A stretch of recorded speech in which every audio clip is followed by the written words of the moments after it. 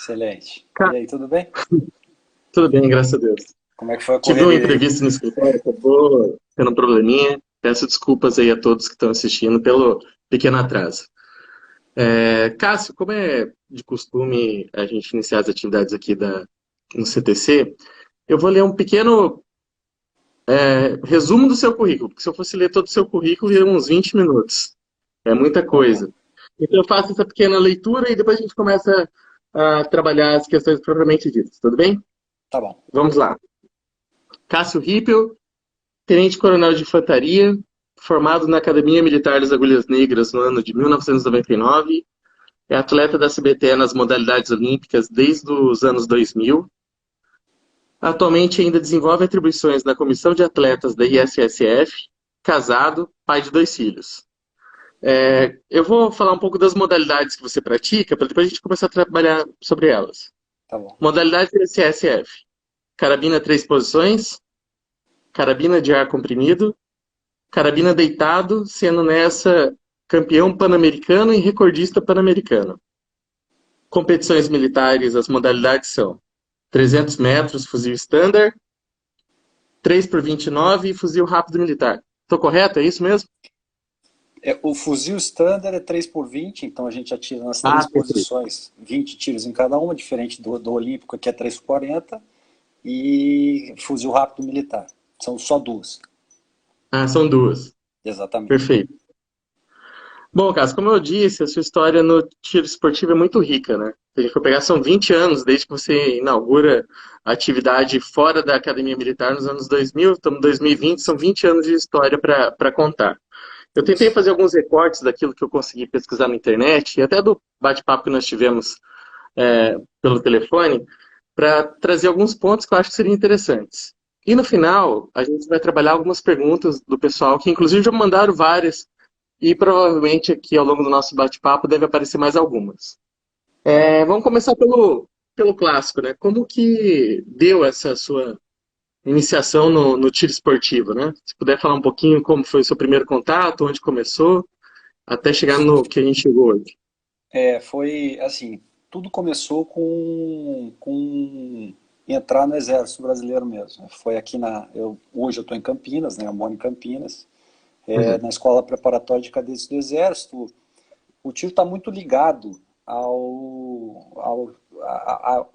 nossa necessidade de atirar, é funcional do militar. Então, esse Perfeito. contato eu sempre atirei em casa, na espingardinha de pressão e tal. E aí, Uhum. quando eu cheguei na escola de cadetes aqui em Campinas, eu descobri que tinha uma equipe de tiro. Eu falei, bom, eu gosto disso. Na época eu cheguei a ficar em duas equipes, basquete e tiro, mas acabei indo para o tiro e de lá para cá, inicialmente mais nas modalidades militares, né? Que Sim, hoje, uma das facilidades que os alunos têm aqui na escola preparatória é que eles já começam na carabina de ar comprimido 10 metros, então já é uma modalidade olímpica. Na que minha legal. época, a gente atirava carabina a 50 metros num alvo de revólver, de aquele alvo de precisão da pistola livre, sabe? Então, assim, Perfeito, perfeito. a gente atirava 25 metros com uma carabina que era Impala. Então, assim, ela tinha suas limitações. Aham, Então, não era uma modalidade olímpica. E quando a gente chegava na academia, aí sim, tinha a prova de 10 metros, que foi implantada a partir do segundo ano, mas aham. basicamente era fuzil, que era o que permitia ao cadete participar, por exemplo, do Sul-Americano de Cadetes, né, que era uma modalidade, era uma competição internacional, ainda como cadete, que a gente Perfeito. podia. Então era o que despontava, era o que a gente queria. A gente queria fazer parte da equipe de fuzil, né? Uhum. E só depois que eu saí da academia, aí sim, iniciei muito devagar, assim, porque nos anos 2000 a gente arcava com todos os custos do que você queria, né? Então, assim, a gente não tinha de maneira alguma um apoio. Então, até comprar arma, até conseguir uma 22, até melhorar um pouquinho. Então, assim, o fuzil, a gente sempre teve todo o apoio da CDE, né? A CDE hoje, ela. Eu saí como aspirante, passei a integrar a equipe da CDE, da Comissão de Esportes do Exército. Quando eu falo CDE, tem que dar uma explicada, né? Então, Perfeito. essa é a equipe do Exército.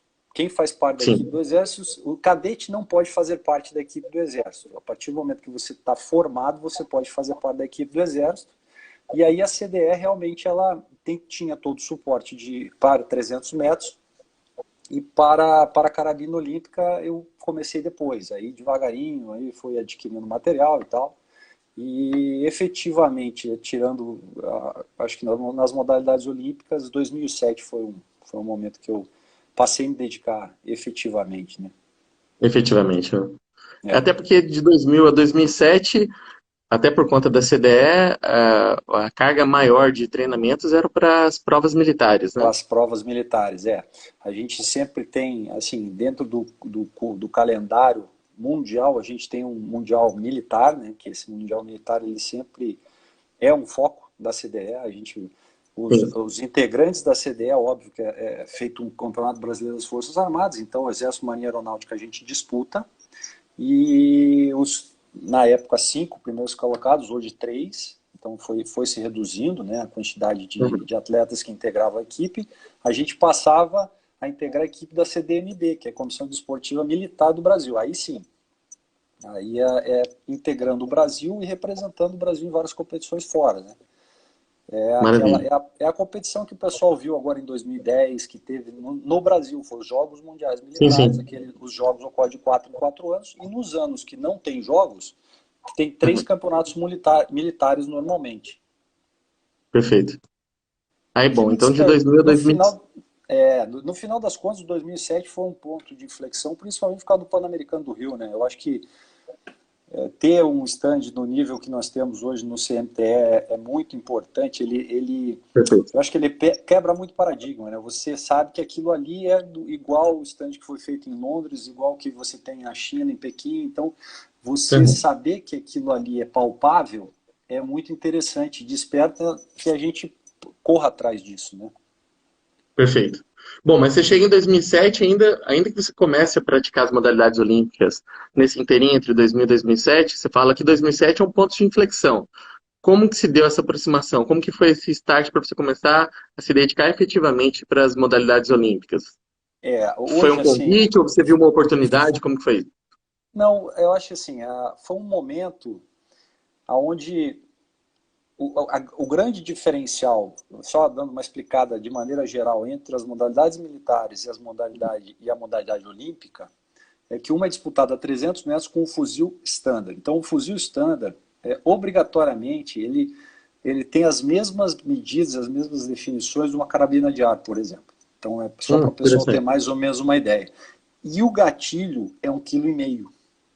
Então, assim, Hum, tecnicamente, existem adaptações que precisam ser feitas, né, para sim, você, comparando a modalidade olímpica, realmente ela tem um grau, ela demanda um pouco mais de técnica para acertar o 10. Então, assim, comparando, o 10 é um pouco maior no fuzil. E isso faz com que a gente, inclusive hoje, a CDE, nós temos uma ideia um pouco diferente, que é o que o mundo faz em matéria de treinamento. Treina-se a uhum, 22 olímpica e a carabina de ar e adapta-se o fuzil no momento na véspera da prova. Então, a gente pega um dos microciclos e dedica para essa adaptação ao fuzil, porque ele tem uhum, condições diferentes. Então, assim, a gente não consegue a limitação de peso, por exemplo, de um fuzil, ela é muito diferente de uma carabina de ar. Quando você olha a carabina de ar dos grandes atiradores olímpicos, você vê que ele uhum, tem uma distribuição, tem muito peso na parte de trás, justamente para que o peso fique mais centrado no corpo. Isso não uhum. pode ser feito no fuzil, nós temos o mesmo 5,5 kg de limite de Ok, regra. Só que aí eu não consigo porque o cano é mais pesado. Então, só aí você já tem uma distribuição para frente do fuzil, sendo que eu não tenho o garfo da 22. entendi. O garfo da Sim, 22 ele proporciona um equilíbrio mais estável da carabina, justamente mesmo ela tendo peso na frente. Com o sim, fuzil eu tenho 5,5 kg de limite da carabina de ar, só que eu também tenho o cano. Então, assim, mais ou menos, só para você ter, tem outras coisas também que influenciam, mas eu acho uhum, que essa distribuição de peso e o gatilho de 1,5 kg ele necessita de uma adaptação. E o mundo inteiro faz esse planejamento de treinamento, de treinar as modalidades olímpicas, porque ela demanda um aprimoramento da técnica maior. O fuzil, por Uhum. ter o recuo, ele dá uma mascarada, por exemplo, no salto da arma, que é importantíssimo. Né? Você não consegue, por exemplo, igual a carabina de área, a carabina 22, saber exatamente se o seu recuo está certinho, porque é muito grande, apesar de a gente estar usando um 6 milímetros, não mais o 7,62, né? Então, Sim, basicamente foi isso. Em 2007, pós Pan-Americano, né, do Rio, foi um momento que eu falei, bom, já que eu vou me dedicar, eu precisava realmente de uma condição técnica. Eu visualizei que a gente estava faltando essa condição técnica. E para correr atrás dessa condição técnica, eu acabei treinando nos Estados Unidos. Passei 2 semanas lá, depois da Copa do Mundo dos Estados Unidos. Foi uma Copa do Mundo em Fort Benning, eu acabei ficando mais duas semanas lá. Foi o pontapé inicial para conseguir esse início da técnica correta, de saber para onde andar, para onde correr e tal. Foi, perfeito. foi um Isso é, momento. acho que no seu site você faz uma menção para esse momento, né, da virada que você tem esse contato com a equipe americana, Sim, em especial com o técnico americano, né? sim, Logicamente sim, que eles sim. estavam no processo de treinamento da equipe deles. Mas como Sim, que você foi recebido lá e como que foi isso? Você ficava ali aguardando o momento ou eles te inseriram dentro do processo de construção do treinamento é, deles? assim, eu já conheci o Dave Johnson, que é o técnico da equipe americana. Ele é uma pessoa fenomenal. Então, assim, para ele realmente é fora da curva. Ele foi, dentro da história dos Estados Unidos, ele não era técnico da equipe americana, ele era técnico do Matt Emmons. Então, acho que Matt Emmons é uma figura mundial que todo mundo conhece. Sim, Ele pegou o Matt Emmons de Fairbanks, no Alasca, e da universidade, e colocou ele como sendo o melhor do mundo. Ao sim. fazer isso, a USA Shooting, que é a nossa CBTE, colocou Uhum, ele na posição de técnico nacional. E ele é um cara excepcional, ele aceitou, ele entendeu a minha necessidade. Eles estavam no uhum, meio de uma competição, de uma seletiva que chama Spring Selection, que é uma das seletivas americanas. E a grande vantagem dos Estados Unidos é que eles têm vários técnicos. Então, assim, ele tem. Lá eu tive contato, por exemplo, com o técnico do deitado, que era o Ernie Van Zeynen. É um cara que sabia muito de deitado, então ele treinava o deitado. Enquanto a equipe perfeito. americana estava fazendo seletiva, os técnicos específicos conseguiam me dar os apoios que eu necessitava, porque meu objetivo não era fazer provas. Meu objetivo era Sim, realmente aprender. Então técnico. eu fui lá realmente para aprender. Eu peguei o meu caderninho, comecei a anotar, trouxe tudo para o Brasil e comecei a treinar. Então, e isso eu devo e agradeço, ele sabe disso até hoje, o David Johnson é o responsável por isso. Ele foi o cara que começou, que deu o primeiro passo nessa direção. Maravilha. Você traz então uma carga de conhecimento de técnicas para desenvolver as habilidades. Você conseguiu trazer um pouco disso e disseminar isso, nem que seja no âmbito da CDE? Como que foi isso, Cássio? Sim, assim, a gente tem infelizmente, a gente tem um problema que a gente, na época que a gente era da CDE, por exemplo, início, né, isso falando de aspirantes e tal, o nosso Aham. técnico sempre foi o Zé Taruco. Então, assim, o Coronel Taruco é uma figura ímpar e ele era o cara que treinava tanto pistola quanto fuzil, né? E Uhum. ele passava os conhecimentos técnicos, mas no frigir dos ovos, no final das contas, nós, como atletas, acabávamos correndo atrás de conseguir esse conhecimento e a gente se conversava. Então, Uhum. por exemplo, um cara que se destacou muito na época que a gente era cadete foi o G. Ferreira. O G. Ferreira é um cara que se destacou como no fuzil, quebrou o recorde brasileiro das Forças Armadas como cadete. Então, assim, ele era a nossa referência de técnica. Então, sempre a Aham. pessoa que acaba buscando isso, a gente acabava dividindo e fazendo esse bate-bola entre nós mesmos para tentar evoluir, entendeu? Então, no final das Perfeito. contas, é esse bate-bola que acabou fazendo a gente crescer. Teve o Anatoly que chegou, foi um dos nossos técnicos, ele passou para. Ele foi uma aquisição que a CBTE fez, se No eu não ciclo estiver de errado. 2016, né? Não, não.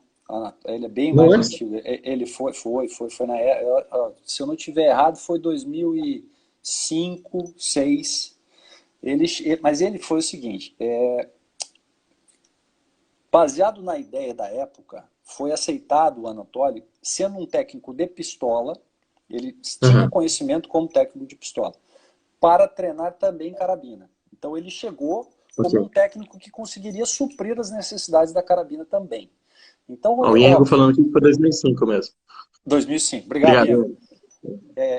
Era a minha ideia. E aí ele veio justamente para tentar suprir essa necessidade das duas equipes. Eu acho que na época era a verba que tinha, ele veio e ele passou assim, óbvio, ele tinha conhecimento dos métodos de treinamento dos dois Uhum. e, e ele passou para nós basicamente condições de treinamento, eram métodos de treinamento. A parte técnica, nós fomos ter com o Oleg, que foi quando o Oleg realmente veio para o Brasil em 2008 para 2009. Uhum. Então, assim, 2009 foi o ano que o Oleg efetivamente começou. E aí o Oleg trouxe a visão do alto rendimento para o Brasil. O Oleg era completamente diferente. O Oleg foi um atirador que ele começou na antiga equipe da União Soviética. Então, assim, só para você ter uma ideia, ele é ucraniano, mas na época que ele era júnior, União Soviética. A União Soviética tinha uma puta equipe. E hoje, se a gente Uhum. comparar e pegar a lista de qualquer grande resultado, principalmente do lado da carabina, você vai ver que tem Uhum. bons ucranianos, bons bielorrussos, bons russos. Então, assim, cada país pequeno daqueles que, quando explodiu a União Soviética, tinha muito atirador. E o Oleg Uhum. fazia parte da equipe de júnior da União Soviética. Então, realmente, ele tinha um potencial grande, ele treinou muito. E ele foi o Uhum. cara que chegou para a gente com um conhecimento de alto rendimento. Ele chegou e realmente mudou a nossa concepção. Ele falou assim, não, o tempo de treinamento tem que ser esse aqui, nós temos que, assim, ele fez um planejamento de viagens detalhado, de como a gente tinha que fazer um circuito mundial, como que a gente teria que treinar, como seria seletiva. Então, assim, TC é o treinamento centralizado que nós temos, controlado que Perfeito. nós temos hoje, veio do Oleg, entendeu? Essa ideia de como fazer a seletiva, como fazer um ranking nosso. Ele calculava, por exemplo, os índices mundo, sabe? Ele falou assim, não, nosso índice mundo tem que ser aqui, vamos calcular dessa maneira. Então, assim, ele tinha já essa visão de fazer adaptação de fuso horário. Não, nós temos que chegar numa competição na China com tanto tempo de antecedência, nós temos que treinar lá. Ele Legal.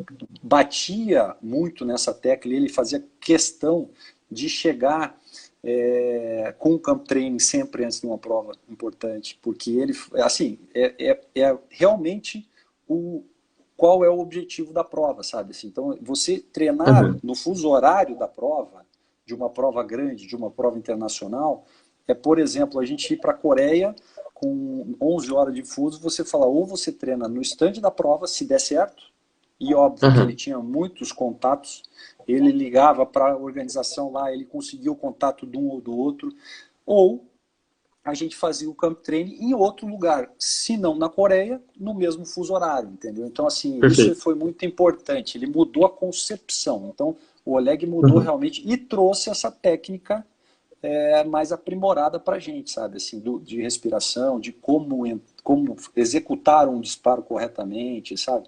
E aí sim a gente teve a virada de chave foi com o Oleg. O Oleg foi o cara que efetivamente foi um técnico de carabina que teve Uhum. condições de colocar a gente para andar na direção certa. Sensacional. O cara vem e traz, além da técnica, também uma quebra de paradigma de como pensar todas as dimensões que envolviam Exato. competição, treinamento e tudo mais. Exatamente, Sim. exatamente. Tá, então, nesse processo, 2007, o contato com o Leg vai te dando uma carga também para ter condições de disseminar o conhecimento. Eu quero falar isso Sim. porque no seu site informa que em 2012, por uma conta de uma atividade do Exército, você é designado para ser adido na Colômbia, né? Sim, E sim. lá no seu site informa que nesse momento você tem uma oportunidade de ser instrutor e técnico da equipe de cadetes É. do Exército da Do Colômbia. Exército da Colômbia, exatamente. Você foi para essa missão ou você foi como adido e lá acumulou essa função? Como foi isso? Não, não, a missão era essa mesmo. Assim, na realidade, a missão era instrutor de tiro da Academia Militar José Maria Córdoba em Bogotá. Então, A academia lá, diferente da nossa, eles têm uma graduação a nível militar, então eles saem bacharel em ciências militares, como nós saímos da academia, mas Sim, eles têm, ao estilo de Fort Benning, desculpe, de West Point, e os Estados Unidos faz isso, sim. eles saem Estados Unidos. também bacharéis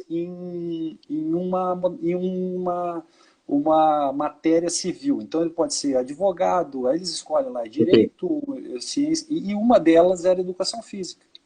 E eu fui Uhum, para ser instrutor dessa matéria de tiro e de orientação, uhum, então as duas, orientação militar, para os sim. cadetes. Quando eu cheguei com o conhecimento que eu tinha, o próprio técnico da equipe lá, ele me chamou, ele falou, bom, você tem como dar uma ajudada aqui, para dar uma mão para a gente? Eu falei, não, eu tenho todas as condições e eu quero ajudar dentro da medida do possível que você me permitir. E realmente Uhum, eles foram muito abertos, assim, ele gostou muito da ideia.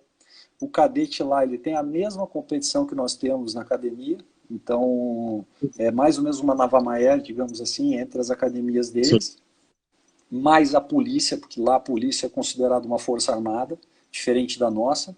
Então lá eles Da têm nossa quatro. auxiliar. Exatamente, eles vão fazer uma competição com polícia, exército, marinha, aeronáutica, tá? E aí Perfeito. realmente eu fui técnico da equipe de cadetes lá e foi um período bem legal, assim, foi um período que a minha função dentro do exército foi realmente manter o que eu tinha como atleta no Brasil, sabe? Que era uma coisa, eram duas vertentes, eu Uhum. fazia as duas ao mesmo tempo. Então foi muito interessante, a missão foi muito legal. E durou quanto tempo essa missão? 13 meses. 13 Exatamente meses. o ano de 2012. Foi exatamente o ano de Perfeito. 2012. E conseguiu ter um paralelo, levantar dados? Eles estavam de uma forma, ao final do seu contato lá, eles evoluíram tanto? Ou eles Não, sentiram sim, essa sim. evolução? Eu acho assim, se a gente comparar, eu acho que a Colômbia ela estava muito atrasada. Muito atrasada, assim, Uhum. como nós está, se a gente comparar, são 15 anos para trás. É o que nós tínhamos há 15 anos atrás, atirando de Impala, lá na especial, Entendi. o que eu visualizei quando eu cheguei lá. Sabe, assim, então, coisas, assim, hoje você é atirador, eu atirador, os atiradores que estão acompanhando a live, você vê que, por exemplo, eles tinham o reflexo de não poder encostar, como a regra não permite encostar o grip, né? Só que lá tinham mulheres atiradoras. E isso é um problema que toda mulher tem de encostar no peito, né? Junto com o casaco. A gente tem uma Sim, adaptação simples que todo mundo corta o grip. Você corta o grip. E aí aquilo para de sim. encostar. Lá eles Aham. tiravam, mudavam a posição para que você não encostasse e deixavam de cortar o grip. Então, assim, Aham. para mim era uma coisa muito simples, mas para eles foi um grande passo. Foi uma coisa de chegar e falar assim, não, vamos cortar esse grip, mas não, mas como é que você vai cortar o grip? Não pode cortar o grip. Eu falei, pode, todo mundo corta o grip. Então, assim, é só uma das dos detalhes assim que eu acabei conseguindo passar para eles. Eu acho que eles evoluíram muito, principalmente nas pequenas coisas, naquela coisa de Que legal. início, sabe, de conversa, de você falar, Aham. não, você tem que ter um aquecimento, você tem que entrar na posição e não sair atirando, que assim é um dos erros básicos do atirador, né? Eu acho que a Sim, gente peca às vezes, não todo atirador, né? Porque quando o cara chega a primeira vez no stand, eu acho que um dos problemas é alguém entregar uma arma na tua mão e falar assim, ó, o alvo tá lá, o meio do alvo é o 10, atira. E sem te dar nenhum parâmetro. Isso, para sim, mim, na minha concepção, hoje, eu acho inadmissível. Eu acho assim, a gente não pode, porque você passa a exigir de uma pessoa sem o conhecimento de andar de carro, você sim, entrega para ela um carro e fala assim, ó, o pé direito é o acelerador, o mesmo pé do acelerador freia, bota a primeira e vai para casa. Então, você não vai fazer isso porque o cara vai bater o carro, pô. Só que com um tiro é sim. normal fazer isso, sabe? A gente Aham. acaba desenvolvendo. E quais são as consequências disso? O cara pegando uma arma, iniciando o processo, ele acaba lapidando seus erros. Porque que o cara vai fazer? Ele vai fazer o que ele viu. Então ele olhou um cara do lado, o cara do lado está fazendo mais ou menos isso, ele vai lá, faz mais ou menos aquilo, achando que é uma fotografia, ele vai poder copiar a fotografia, sem ter os detalhes da posição e da técnica que deve ser aplicada. e ele passa a querer atirar no meio, né? Então Uhum. assim, ah não, o meio do alvo é o 10 e acabou, eu consigo fazer isso e vamos lá. Mas infelizmente não é assim. Aí o que ele faz? Ele passa a lapidar os seus erros. Quanto mais tempo você passar lapidando os erros, mais difícil de implantar a técnica correta. Então, assim, todas as pessoas que eu treino, que vêm aqui treinar comigo em Campinas, que a gente bate muito papo, eu acho que eu passo justamente a ideia de quanto mais tempo você passar no caminho errado, mais difícil de você achar o caminho certo, sabe? Sim, Então, e principalmente para carabina, tem muita coisa envolvida, muita coisa, muitos detalhes técnicos que vão facilitar a sua vida no final, que você tem que descobrir antes de começar a puxar o gatilho, sabe? Então, assim, no momento entendi. que você sabe o caminho certo, é mais ou menos a visualização que eu tinha quando eu fui para os Estados Unidos. Era o que eu queria realmente essa trilha. Falei assim, não, a trilha é essa aqui. Eu sei que tem gente que Sim. atira um pouquinho mais diferente para cá, um pouquinho mais diferente para cá, mas aqui você não está errado. Vai aqui, que aqui está certo. Daqui você, cada Toma um. bússola e econômica. Exatamente. Eu sou mais alto, tenho que fazer uma adaptação ou outra diferenciada, é óbvio. As pessoas mais baixas têm outro tipo de adaptação, entendeu? Mas é, é, essa direção, você nunca vai estar no caminho errado, sabe? Se o cara te botar no caminho certo. E aí, aí começa nosso caminho sem fim, porque óbvio que se Uhum. você olhar hoje a nível mundial, ninguém chegou nós mudamos a regra para decimais justamente porque os 600 pontos estava se tornando execuível demais no ar comprimido, Perfeito. na carabina deitado na época, justamente Uhum. para ter espaço para a galera caminhar, né? Não, agora não tem como, ninguém vai fazer 654.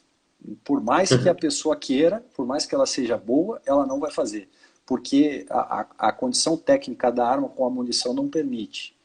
Não permite, né? Ela tem Então, uma variação, né? exatamente. Assim Mínima que como seja, mas. assim como o 340. Então, assim, o 1100, isso obviamente falando das carabinas, né? O Uhum. 1140, ele o 340, o 1200, que seria o cheio, não é Sim. execuível, sabe? Não é execuível porque realmente é uma maratona. Então, assim, você fazer. Uhum. Hoje nós estamos com 1188 de recorde mundial e eu acho que já está no limite. Eu acho que o máximo que vai se chegar a 1190. Nós ainda vamos chegar no Entendi. 90, mas eu acho que fica por aí. Porque tem vento, tem luminosidade, tem a influência da própria munição. O conjunto arma-munição é muito Sim. importante, né? Então, às vezes, você tem um fly na munição que vai ser um 9, infelizmente, né? Uhum. Então, é Isso falando da complicado. perfeição, né? Isso, exatamente, exatamente. Falando sempre do alto nível, né? Do alto É. rendimento. O Cássio, o Samir Rosa, ele fez levantou aqui uma questão que o problema é que na Uhum. saída dos brasileiros lá da Colômbia, nenhum colombiano aprendeu as técnicas para dar prosseguimento àquela quebra de paradigma que vocês implementaram lá em 2012.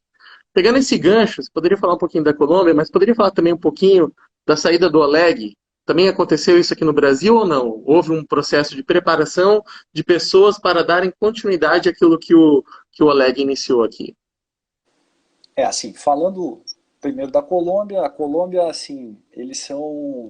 É da cultura do colombiano, é complicado para eles.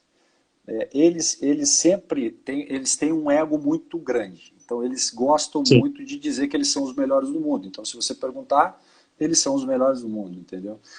sim, E é complicado para eles entenderem isso e tentar copiar alguma coisa. Eu acho, eu tenho certeza, na realidade acho não, eu acho, tenho certeza que foi dado, a gente tinha um técnico lá, né, que era o Lélio. Então o Lélio, ele aprendeu, mas ele era um senhor que me lembrava muito assim os antigos técnicos que a gente, sabe, um técnico muito antigo que tinha vícios de execução, que ainda pensava no exército de senta, levanta, se você não cumprir o seu... Bom, você é militar, então você vai entender bem, é o cara que sim, mandava pagar flexão se o atirador não cumprisse o objetivo que ele deu ali, entendeu? e voltava para Uhum. continuar o treino. Então, só para você ter uma ideia Como de que como treinar? as coisas, como se nada tivesse acontecido. Ah, tu fez os 100 pontos que eu mandei? Não, então vai lá, paga 10 flexões e volta. Então, assim, isso era complicado na Colômbia. Mas eu acho que alguma Uhum. coisa, por exemplo, as partes técnicas da coisa, ela voltou. Eu acho que ela Uhum. evoluiu, ela alguma sementinha deve ter ficado. O problema deles lá também é a continuidade, porque o cadete, como eles têm a guerra com as Farc, e isso para eles é uma coisa muito. É o que justifica o exército, que era uma das coisas que eles perguntavam para nós, assim.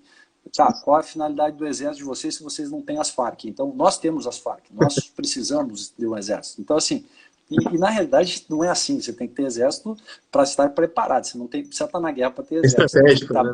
exatamente, você tem que estar Você tem para muito não bem usar. preparado para ela, é dissuasão. Então, nesse Uhum. ponto que você entende a Colômbia, sabe, assim, mais ou menos. Uhum. Mas eu espero, Sim. o Samir estava lá comigo, ele tava na academia de polícia, e eu estava na academia do Exército. Então, ele lembra, vai lembrar Então bem, mas eu competiram acho. entre um e o outro.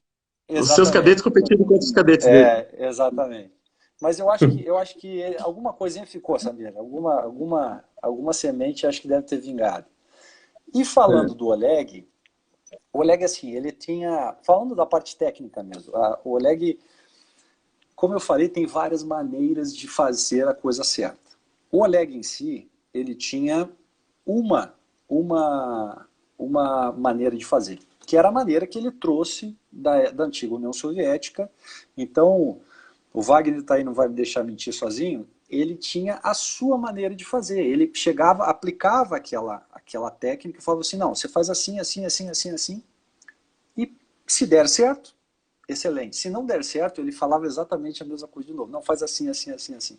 Então, assim, eu, a gente acabou buscando outros parâmetros técnicos justamente para explicar e para entender que tem outras maneiras de fazer, sabe? Uhum. De você mostrar como é que, ó, assim não deu certo. Tá, mas então vamos tentar dessa maneira, sabe? Parte de Ok. centro de gravidade, parte de ajuste da arma. Então, assim, o Oleg era um cara muito direto. Ele falava, não, entra Uhum. na posição, é isso aí, essa posição tá legal, mantém a posição. Continua tirando que uma hora vai melhorar. Então, assim, não é a concepção que eu tenho hoje. Eu já Sim. cheguei numa Escola diferente, né? concepção exatamente. E o Oleg, ele acabou, não diria, eu acho que o tempo dele, o Oleg era um cara que gostava muito do Brasil, muito, ele é apaixonado Uhum. pelo Brasil, mas apareceu uma oportunidade ímpar para ele de ir para a Índia, porque Sim. o antigo técnico da Índia teve uns problemas e era muito amigo do Oleg. Então, Uhum. o Oleg, antes de vir para o Brasil, ele era técnico do Kuwait.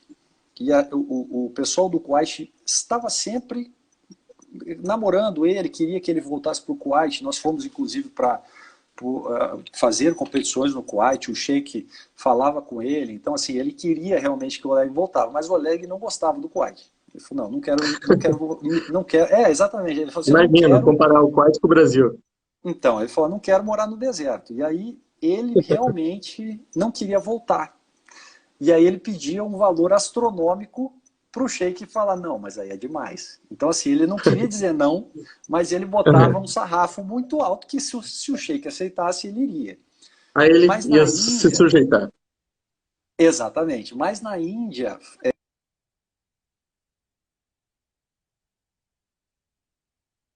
uns problemas pessoais e até deu É, uns Cássio, acho que escândalos deu lá. uma quebra no áudio. Você estava falando, na Índia, alguma coisa Isso. motivou o Oleg.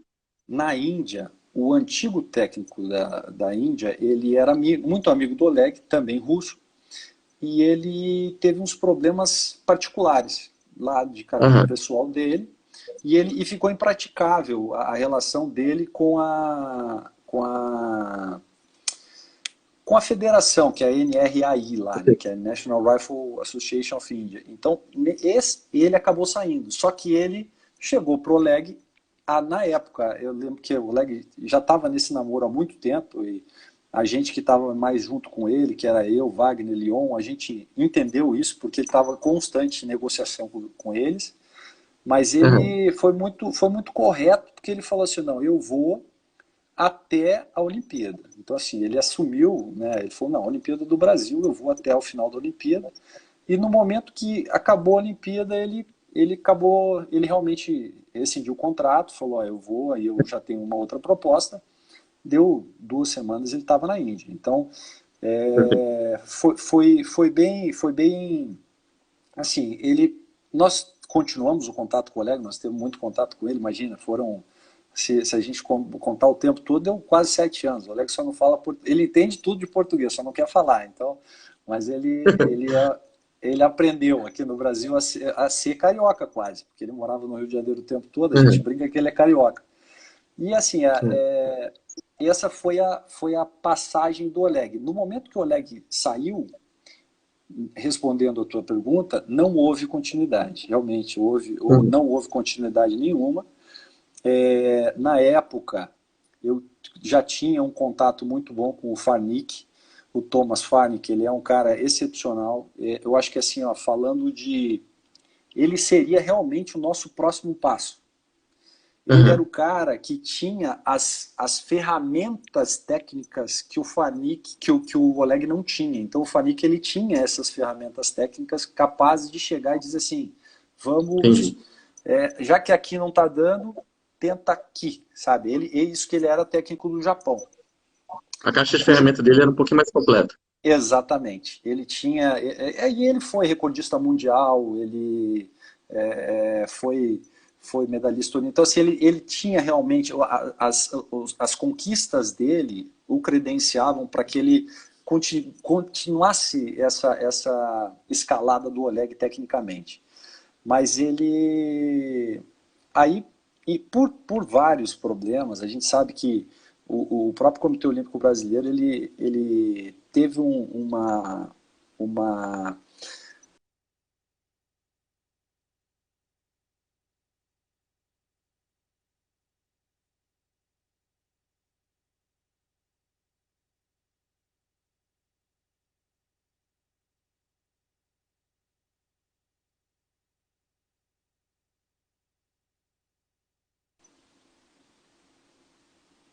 Cássio, eu não sei se é a Alô? minha conexão ou a sua. Tá dando Será que é a um lag. tua? Acho que agora voltou normal. Voltou? O Schmidt tá falando que você não pagou a internet, Cássio. Bom, então vou voltar. Tá. O Fanuc tinha essa condição de fazer, mas na época o COB ele teve um investimento muito grande até 2016. Então, Uhum. 2017, que era o momento de contratar o Fanuc, o contrato que Sim. foi feito com ele foi um contrato de 15 dias trabalhando para o Brasil, principalmente com a equipe Uhum. olímpica que estava indo para fora, e 15 dias com. Ele poderia ficar na Áustria, que ele é austríaco, Sim. fazendo o que ele quisesse, inclusive Treinando outra equipe. treinando outra equipe. Suporte. E o que ele fazia normalmente era treinar atiradores pessoais. Então ele treinava alguns atiradores da Índia, alguns Aham. atiradores do Japão ainda. Só que assim, a gente começou muito bem, eu acho que o negócio engrenou fevereiro, março, abril, e aí a gente chegou até o sul-americano de Cochabamba, em Bogotá. Uhum. Cochabamba, Bolívia.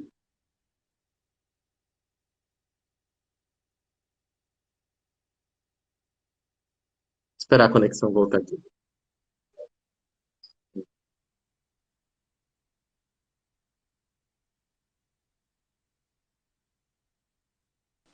Não, pode ser a minha, pode ser a minha. É, Vou perguntar ao pessoal, se as duas estão cortando. Pode ser a minha, com certeza.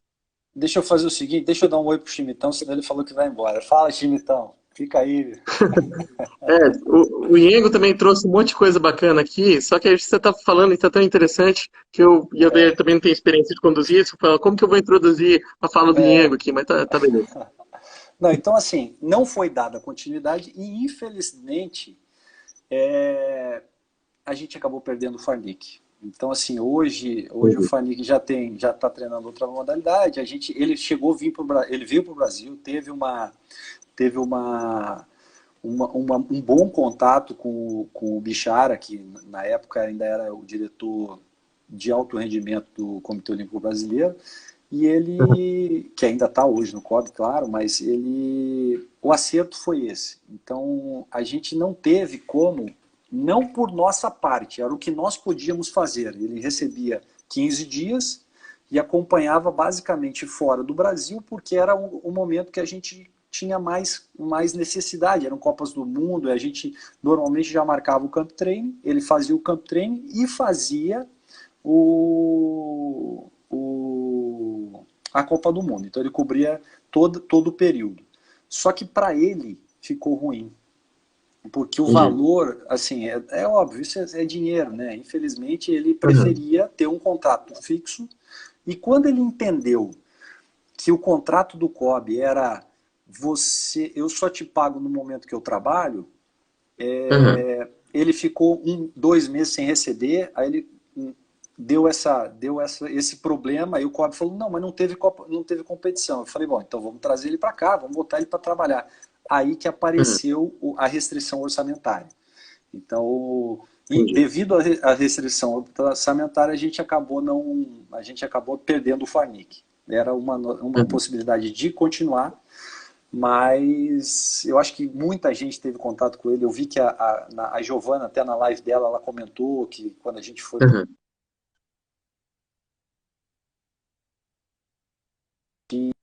o Wagner, então assim, ele é um cara fenomenal. Ele trabalhava muito bem essa parte psicológica, ele também é um coach mental. Então assim, ele tinha, Uhum. como você mesmo bem colocou, a caixa de ferramentas dele era absurda, entendeu? Entendi. Vamos ver. Se Deus quiser, a É, gente ainda tem luz no final desse túnel aí. chegaremos lá. Cássio, É. por uma questão do Instagram mesmo, eu não posso ultrapassar 1 hora na live. Acho que a gente tem 15 minutos aí, mas tem duas coisas que eu queria tratar. Em Tá 2015 bom. você bate o recorde pan-americano, né? Na modalidade carabina deitado. É ouro no PAN, garante a vaga nas Olimpíadas, bate o recorde pan-americano. E você já tinha uma longa experiência, já tinha algumas Copas do Mundo nas costas, fora as competições militares. É. Olimpíada é diferente, a pressão psicológica, tudo aquilo que envolve. De repente o VU ganha medalha de prata e o noticiário começa a apontar. O próximo VU é o Cássio Rippel. Então você sentiu uma pressão? Como que foi esse ambiente, essa coisa toda nas Olimpíadas? Como foi essa experiência?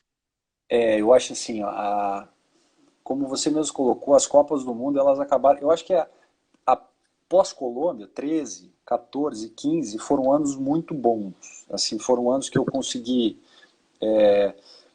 emplacar os bons resultados do treino nas provas. Foi um momento que as Copas do Mundo, eu comecei a entrar em muitas finais, foi uma coisa acontecendo constantemente, se eu não entrava, eu ficava ali nono, décimo, então Sim. foi muito bom. Isso gerou uma expectativa, não só em mim, mas eu acho que é Uhum. automático, né, você ter essa Sim. expectativa. Quando eu fui para o PAN, foi imediatamente após a Copa do Mundo de Munique, e na Copa do Mundo de Munique eu tinha classificado em primeiro e fiquei em quinto na final.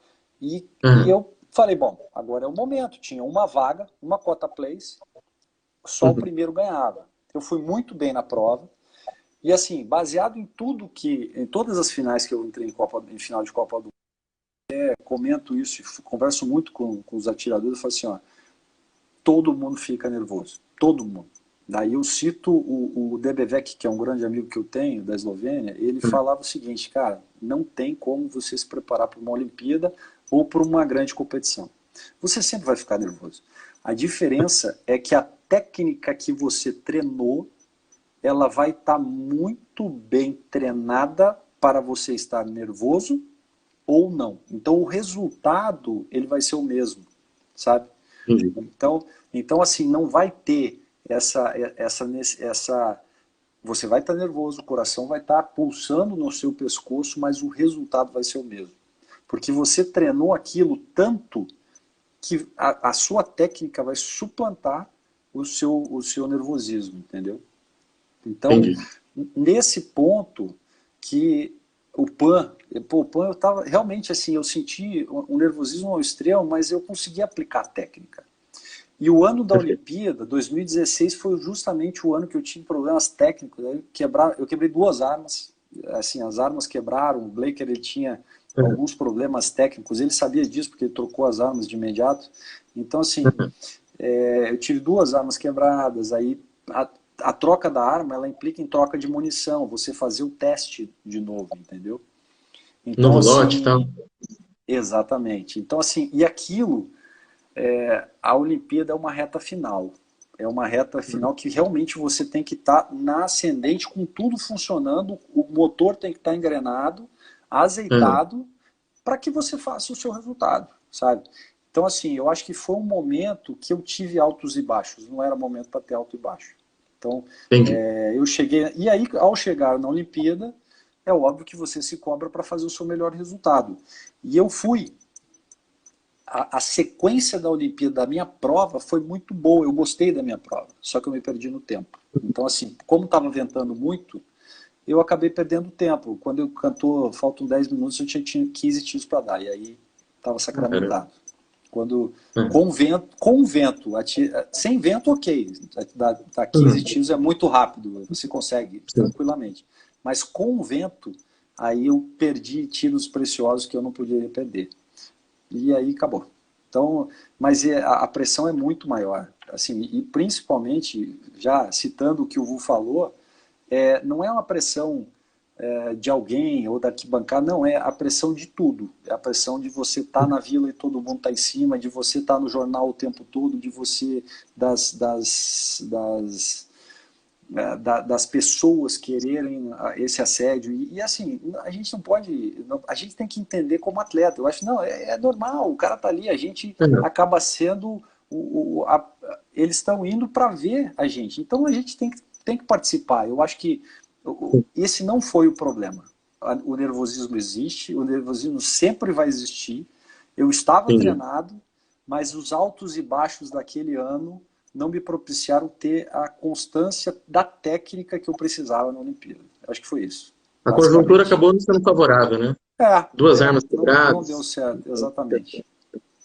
Uma coisa que acontece é que, de repente, atletas de outras modalidades que, de repente, estejam mais em evidência, principalmente falando aqui em Brasil, onde o tiro esportivo não é tão divulgado, talvez eles tenham um contato maior com esse assédio, com a questão da imprensa. Sim, Enquanto no tiro, talvez eu esteja errado na minha percepção, mas está lá vivendo a nossa rotina de treinamento, e de repente no estalo seu nome entra em cadeia nacional e começa a ter uma procura, gente querendo fazer entrevista, criando já expectativa, colocando a manchete, não, também vai ganhar medalha, e não é uma coisa que você estava lidando no cotidiano, né?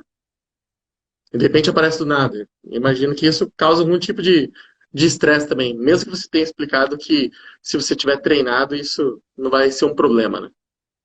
Você escutou o que eu falei? mas escutou. Eu escutei, eu entendi o contexto.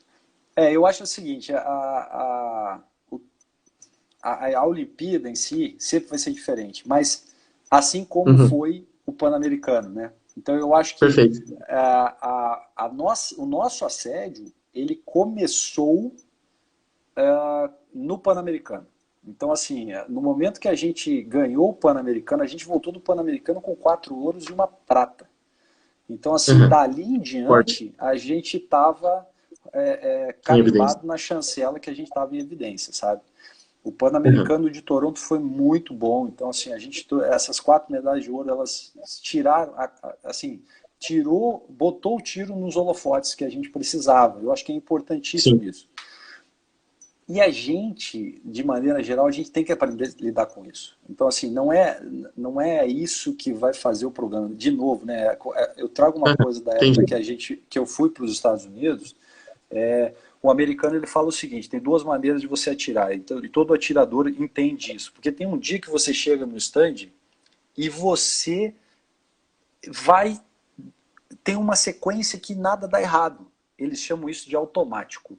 No momento que Uhum, você chega no stand e aquilo não dá certo, está difícil, muita gente ensaca a viola e vai para casa. O cara fala, não, vou deixar para treinar amanhã. Mas não é.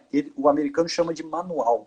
É o momento que você tem que usar todas os seus conhecimentos técnicos para poder fazer o 10. Mas tem um detalhe muito importante, que é o fato dele considerar o resultado tem que ser o mesmo. Entendeu? Então, independente se você está no automático e tudo ser muito fácil, ou você está no manual e tudo ser muito difícil, o resultado tem que ser o mesmo. Tá? É um Então, avião, está pilotando, de repente os painéis apagam. Você vai desistir? Você vai ter que dar um jeito, não, assumir e pousar do mesmo exatamente. jeito. E a Lá que partir do legal. momento que você está em evidência, você tem que entender isso, sabe? Não é culpa de ninguém. A gente tem que Uhum. entender e tem que saber que, independente do local onde você estiver chovendo, ventando ou não, você tem que sanar os problemas e ter um bom resultado, porque você treinou para isso, simples assim, tá? Eu acho que é por aí. Perfeito. Ripper, como eu já tinha até previsto conversado contigo, uma hora ficou curto pra gente. Porque agora ia começar toda uma série de atividades, inclusive com as perguntas do pessoal que tem colaborado, e Começamos todas agora elas há sobre o pouco, pô. sentido. Pois é, já foi uma hora, falta 6 minutos para o Instagram derrubar a nossa live. E agora a gente quer caminhar para um processo de futuro, né? O que está sendo feito, Sim. como está sendo discutido, discutir a sua participação enquanto membro da comissão de atletas do ISSF. O Licurgo falou quando que o Instituto Rippel de Tiro vai ser inaugurado. Tinha o Paulo, que é um atleta aqui do estado de Mato Grosso, que está começando agora, e falou, André, eu sinto a necessidade de ter uma fala de alguém com mais experiência, no sentido assim, qual que é o primeiro passo que eu devo dar? Porque o que acontece? A gente, Uhum. amadores, eu fui e comprei uma carabina olímpica, comprei uma roupa que você sabe o que aconteceu com essa roupa, veio Sim, toda sim. errada.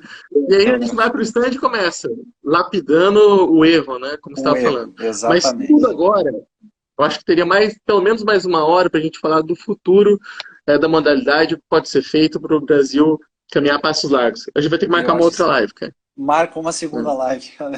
Essa Vou aí, marcar uma segunda live se eu porque começar, o Instagram vai derrubar. Mas é basicamente, muito. ó, nós vamos começar a segunda live falando que o alvo para a carabina, especificamente, ele é nocivo. Então aí eu explico para Sim, você depois por que o alvo é nocivo.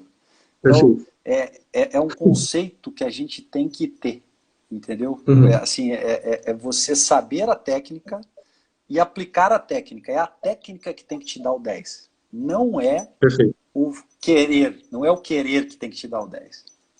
Tá bom? Uhum. Bom, maravilha. Cássio, para a gente foi uma satisfação enorme. O Clube de Tiro Cuiabá, ele é exclusivo de ar comprimido, até porque Sim. foi de uma iniciativa do Marcos, que é o presidente. A gente começa em Marcão. 2018 só com o CMA. Em 2019 a gente começa a introduzir algumas modalidades olímpicas e agora 2020, não fosse a pandemia, a gente acredita que estaria com triplicado o grupo praticante das modalidades olímpicas. E para a gente tem sido muito prazeroso e edificante trocar essas ideias nas lives com grandes referências. E você é o primeiro referência masculina, já que já teve a Giovana, nas armas longas, que a maioria dos nossos atletas aqui da região são praticantes dela, né?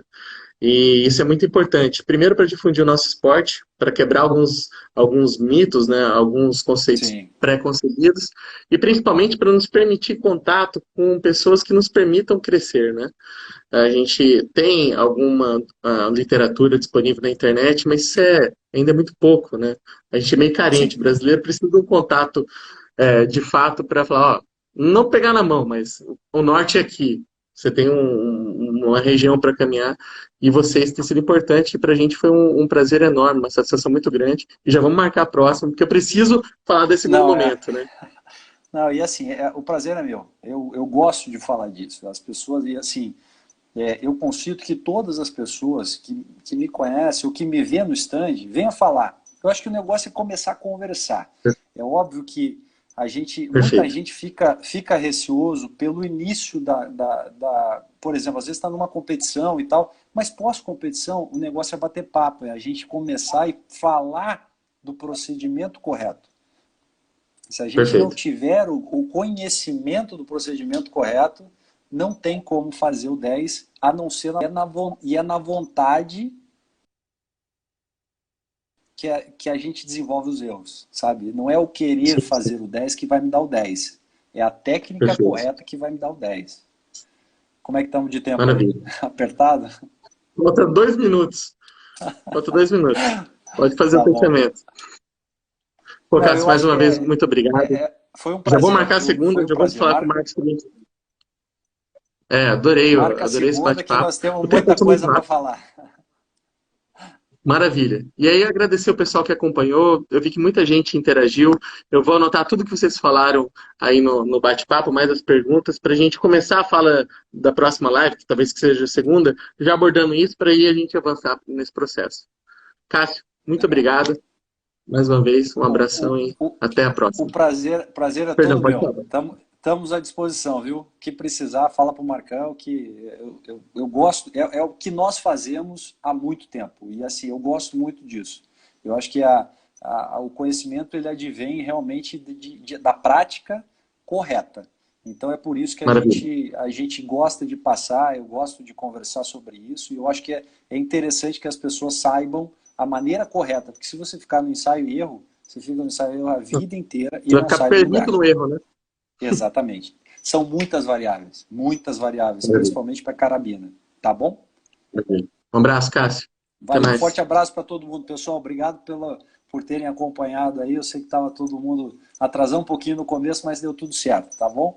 Marca nova aí, pede a nova, que daí o Marcos já deixa marcado a Já vou próxima. provocar ele aqui no WhatsApp já. Grande Um abraço. abraço. Até mais. Tchau, Tchau, tchau, tchau. Cássio.